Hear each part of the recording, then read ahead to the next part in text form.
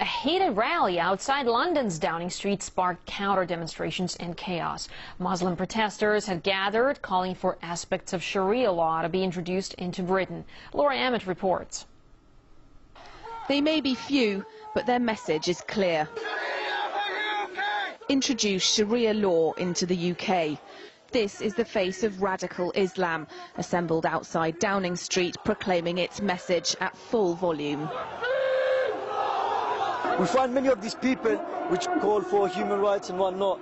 They come out and they say that they want equality. But what equality do you get when a man legislates over another man? Is he not more superior than you? You're worshipping him by submitting to him and obeying his laws. And we will get oppression like this until we all submit to one law, and that is the law of God.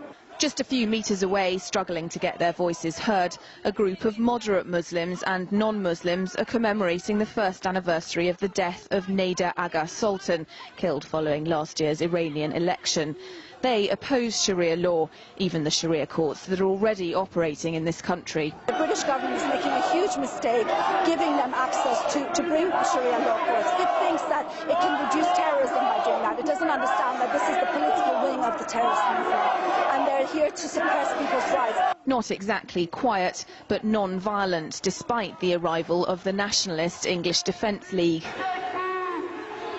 They weren't welcomed by either group, although some among them said they came with a message of inclusion. We're members of the English Defence League. We're not racist. Black, white, brown unite against these Islamic preachers, because we want one law for all in the UK, so we decided to come and join these to protest against them. Our lads got arrested. They didn't do nothing. They got arrested, and they should arrest them because they are inciting religious and racial hatred. Racist or not, police didn't waste any time bundling the EDL into vans, saying they didn't have permission to demonstrate. But it wasn't over yet. Later, the demonstration was joined by a group carrying the banners of Unite Against Fascism. Sworn enemies of the EDL, it seemed at first that they were there to oppose them. But when the chanting got clearer, it became obvious whose side they were on. The UAF denies any association. There are a total of 4 different factions represented here this afternoon, both pro and anti-Sharia law. And demonstrations like these are a sight that's becoming more and more common on the streets of towns all over the UK and not just in London.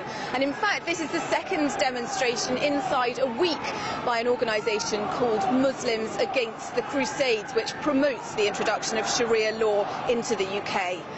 Laura Emmett, RT, London.